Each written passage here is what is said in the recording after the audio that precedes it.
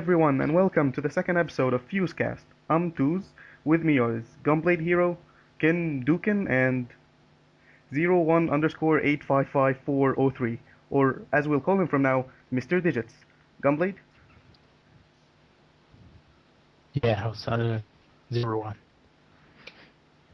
Ken. Oh, hello there. How's everybody? Mr. Digits? Hi there. Okay, I think the first thing we need to do is let Ken and Mr. Digits introduce themselves. Ken, you go first. Oh crap.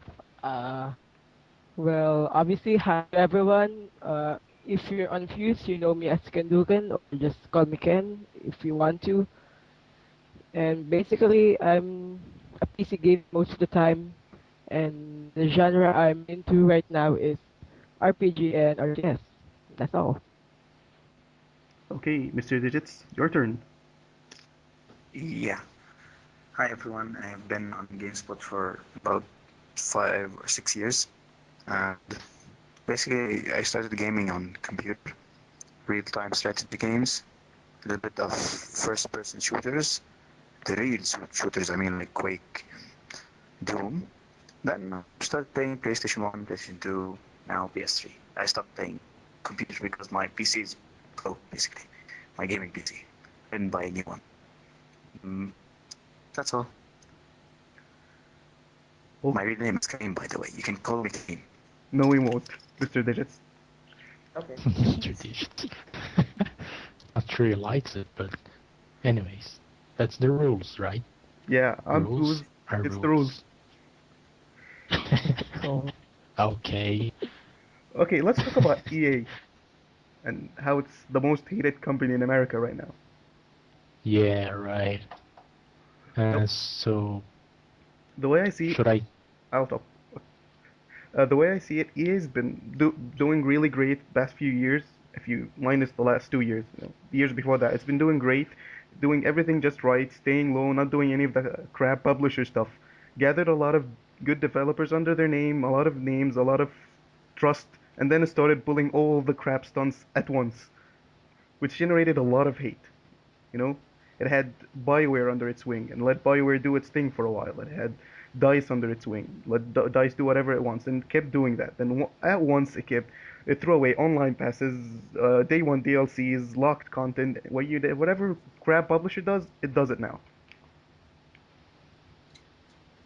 Yeah, that's true. And I think the main reason that people are disliking EA, it's several things, little things. I think, like the online pass and even on disc DLC and that stuff with Battlefield 3 that you can buy the weapons for like 40 bucks, for almost how much dollars it was anyways. it's 40 bucks, a lot of money, Yeah, unlock like our three weapons DLCs. and yeah. So I think it's gaining a lot of hate because of, really, if you wanna play the game, why me, for example, I prefer to unlock the weapons yeah, playing the game, why you want to pay like fortune to unlock all the weapons right away just to play multiplayer, just do the purpose to me. Can any thoughts?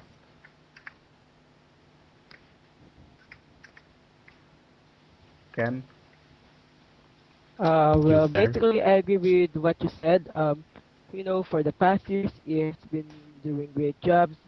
They they made a good reputation and such, but as years pass by, let's just basically say that they're doing something stupid right now. It's just let's just leave it at that. There there are just things that EA can't really understand, but yeah, we can't really say force them to understand. I mean, they still have their own perspective and such. Kareem? Oh shit, I called you Yeah, of Kareem. course. No, crap. Mr. Yes. Digits. Yeah, Mr. Digits, your turn. Just kidding, man. 01. Yeah. So basically, the best part about EA is the EA Partners Program. So, and because of that EA Partners Program, you have something called Crisis, a game that fried your PCs, and it is an awesome game, I have to say. First Crisis was awesome. At the same time, you have years later the Online Pass, which was basically introduced by, let's say, EA. It started the whole thing. This is the only thing that pisses me off personally. I hate Online Pass because in my country there is no PlayStation Store or even Xbox Live.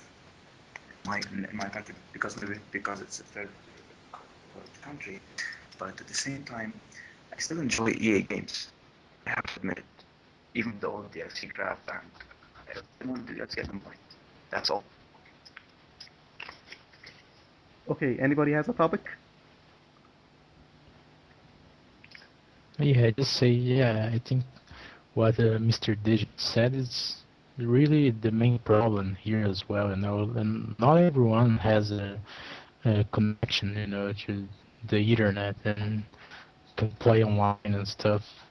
And so some things just, like, and then just putting all the rumors that just putting the rumors with the with EA right now, the next gen consoles and will have to be constant online connection. I think that's just totally, friendly, and to us consumers and play, you know.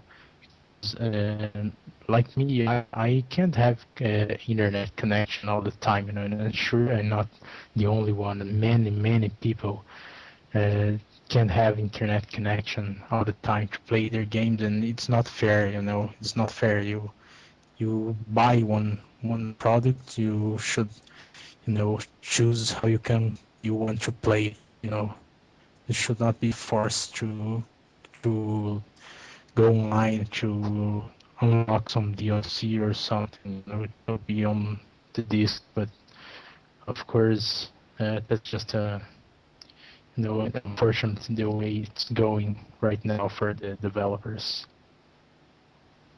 It's a way for them to make money, so unfortunately, that's the way it's going these days, and seeing a lot of it happening. Well, the thing is, it's the publishers. The publishers aren't developers. They're completely disconnected from gamers. They just see this as business. This sells, we Yeah, make more of it. yeah, that's right. Thing is, gamers don't want more of the same thing. We want different things. Yeah, that's true. So, what do you guys think of the new generation rumors? The Orbis and whatever the next Xbox is called. Rock on, yeah. Can I Um, start? I heard rumors that the next generation Xbox and the PS4 might have the same specifications, but of course, we all of us may be wrong.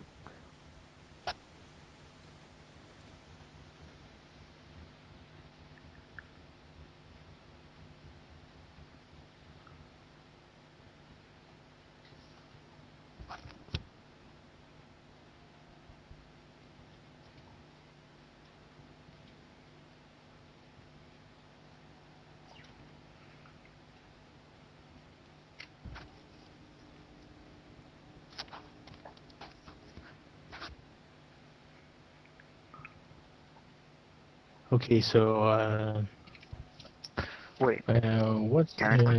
Tuz was talking? He was talking about series called Stalker. Was that Tuz? Oh yeah, the Stalker series. I wanted to start mentioning games that not a lot of people know, but they're really good games, so people can actually enjoy them. One of them is the Stalker series. It's all in caps and has dots between every letter. And it's basically a mix of first-person shooters and RPG. It's set in a Mm-hmm. parallel world where parallel universe. Oh, fuck, what's the word? Alternate timeline where Chernobyl happened twice. And the second one was man-made. It was because of an accident. After the first Chernobyl, in the exclusion zone, the Russian government decided to create labs inside of it so that nobody can actually get to the labs and steal the research. That led to another explosion. But the second explosion created artifacts in the zone, small pieces infested with radiation that make, I don't know, make you more powerful and stuff. So a lot of people starting entering the zone trying to steal these artifacts. They call themselves stalkers, and you're one of them, and you play as it, and it's more of a survival. So there's limited ammo, so you have to really count every bullet you shoot. It has to count, and it's not point and shoot. You don't just run and shoot everyone. You do that, you're gonna die in 3 seconds. You gotta think smart. That's good. So it's just a question. It's for PC. Yeah, PC only. There's three That's games. why probably I didn't know about it. Yeah, but the PC, second But one, sounds cool. Sounds cool. the second one's Might coming up. just give It's it gonna be a... multi-platform. They're working on it. Oh, the second one? Yeah, they're working. The There's sequel. they Oh, made cool. three That's games. They made a great. trilogy of games, and now they're working on Stalker 2. Oh, that's great to know. I'll be keeping an eye on it Oh, and it's a from now. Ukrainian developer, so it's a very small developer. What's the name of the developer? GDC World, I think. All right. Don't think I heard from them, but be keeping an eye on Eastern, it. I think they are Eastern Europe, something like that. Yeah, Ukraine or something. They Developers actually of went to Witcher. Pripyat to make the game. They actually went to the exclusion zone. They went to Pripyat. That was awesome. Uh, Yeah. Back to the Orbis and next generation issue or like art idea. I have some kind of vision of this whole thing, and I was thinking about the PlayStation Vita. I think about it as a, let's say, battleground for Sony to mess around the player's mind in a way to uh, present the next generation of consoles, like this way of locking this console or memory card for a single account of your PlayStation Store or Network account, now called the SEN, Sony Entertainment Network. I think if they're going to do the same thing on a console, before they do it, they are currently maybe testing it on the Vita and getting, feedback and all these stuff. And if they think it's gonna work, they may transition to a more strict um, way of restricting the used games market by simply blocking them. By you will only be connecting your console online 24/7 in order to play all this time. At the same time, the console is sending feedback to the company, basically Sony or Microsoft, so that it can read specific codes on disk, and it will know if this game is used before. That way, it will block it, and you won't be able to play. But that's only in theory, because they are only testing the ground now. Basically, I'm thinking about Sony testing this idea via the Vita by locking this single account on a single memory card. But I think we all know that the hard disk drives are the way to go on a console. So basically, you can't lock them on a memory card. They would lock it on a hard disk, and the hard disk usually is huge. And they already allowed us to open various accounts on PlayStation Network now.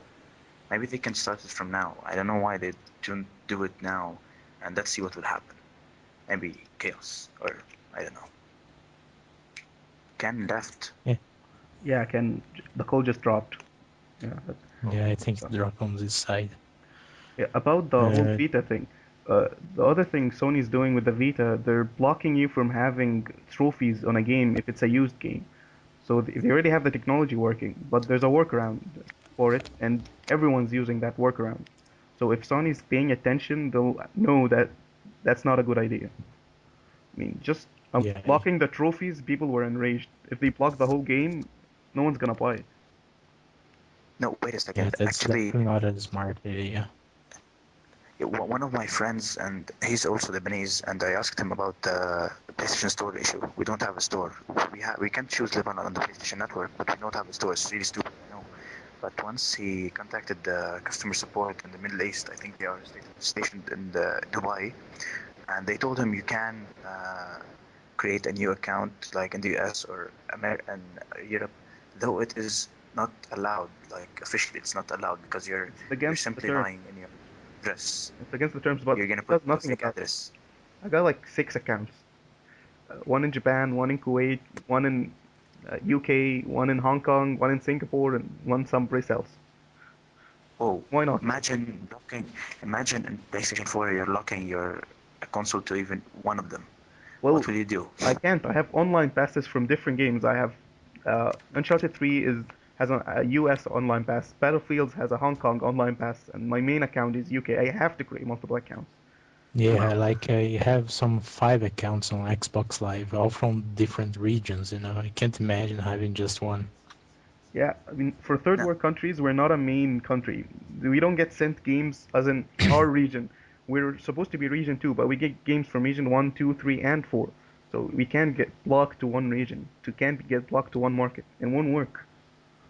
Yeah, yeah. Well, actually, Sony and So Microsoft, I think they have the don't solution, and the believe. solution is basically by simply locking your console to one account, so that you can buy and search for the games for this region that you locked your console to. It's Yeah, I but know it's it's a gonna make stupid it even solution. harder. It's hard to find games. Yeah, I'm trying to but find Dark actually, Souls and I can't get it. It's hard. This is gonna no, make it but even harder. in my country, I only find Region 2 games. I rarely find Region 1. Like Region 3 are like you won't find Region 3. It's really stupid to find them. If you find Region 3, it's obviously black market, and Region 1 are basically friends who buy from Amazon. That's it. No, I have uh, Bla- Area 3 and it's not black market. It's just there. There's a lot of Black 3, Area 3 in the Gulf area. It's just gonna make it really harder to buy games if I'm gonna have to get locked. And also the Japanese games, a lot of games are just released in Japan, and a lot of people import them. That's gonna be harder to play. Yes. Yes. Japanese Yes, developers of take a course. huge hit. Well, Yeah, actually, although in the case of the Vita is not region locked, you could import a copy, but not online. You can buy it digitally, I guess. Yeah, but different markets don't have the same games. If a game is released only in Yeah, Japan, that's it's true. not gonna be available on the, let's say, a UK store or something. It's not gonna be there. Yeah, You're it's gonna have to gotta. reset your They Vita, have different choose games. Yeah. Japan, and then you're gonna have to reset the Vita, choose Japan, download it, then reset the Vita again, choose UK, and then play it again. It's gonna be hard and boring. I well, really don't basically, know what's on. what if companies actually are gonna in the future, maybe or next generation of consoles, open up the store for everyone in all the countries, like Android is doing. I think that's the way to go. What do you think? It's maybe a Well, solution for us at least. right now they're trying to lock you to one account, so going to an entire a unified market, that's gonna be hard. They're going the opposite direction, so 180 degrees turn is gonna be hard. I would rather just stay still.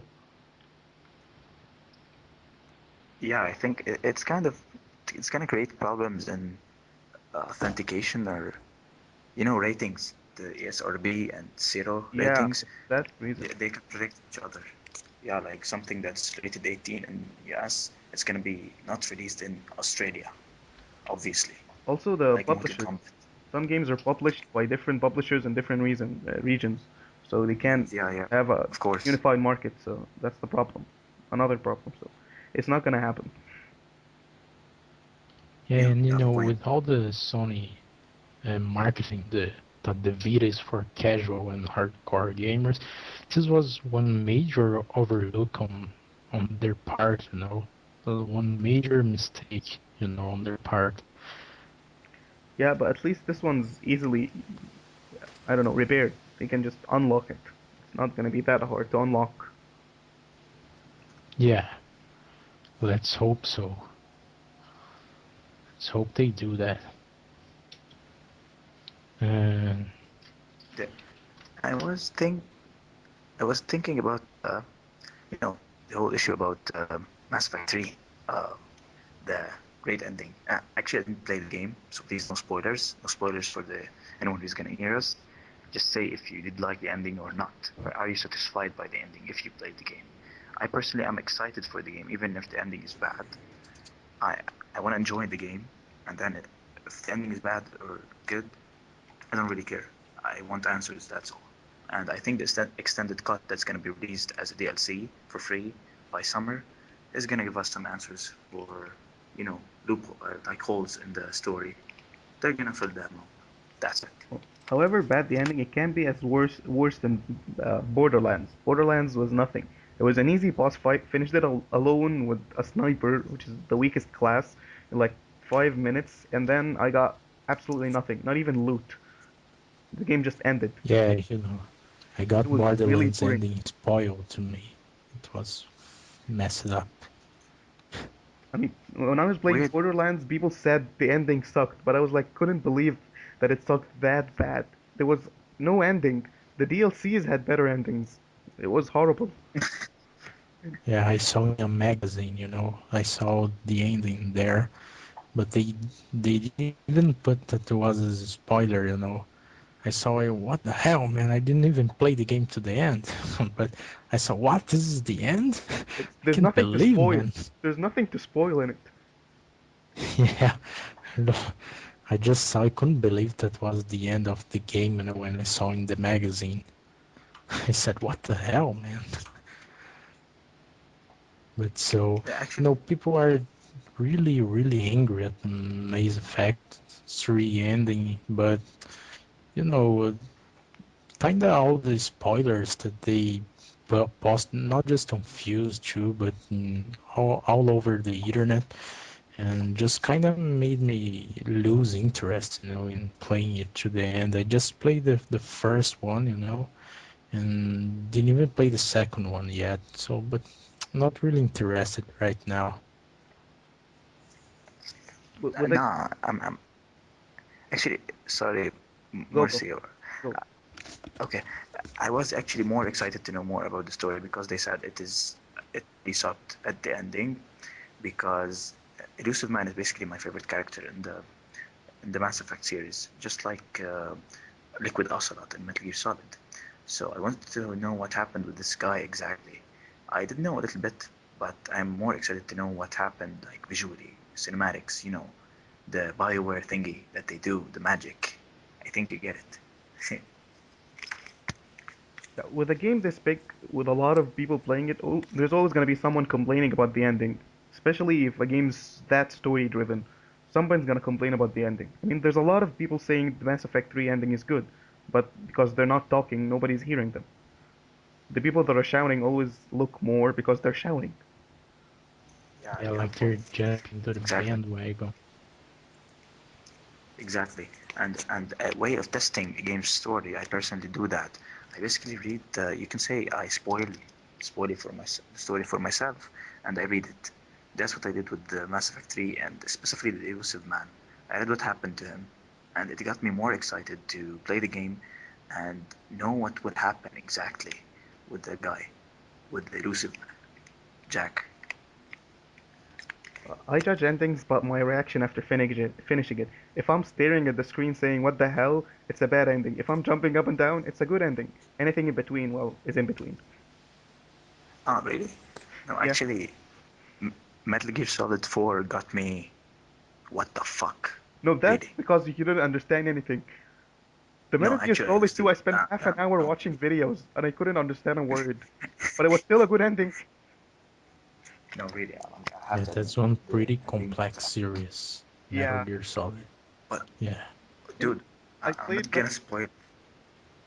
uh, I'm gonna try not to spoil it, but it's easy to understand because it's basically, let's say, it's the guy. I'm not gonna say any names, but the guy got a normal life and everything is going back to normal. You know, no more systems, no more. I think you got it. That's it. It's really simple.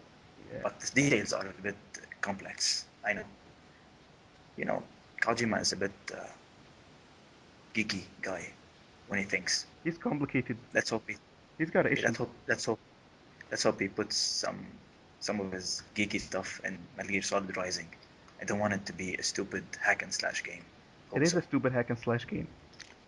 No, please. Let's wait and see. Do not judge the game. Do not judge the cinematics. Do not judge the late traders. And do not judge Platinum Games. They might have something up their sleeve. I actually trust Japanese developers. Really. They sometimes, yeah.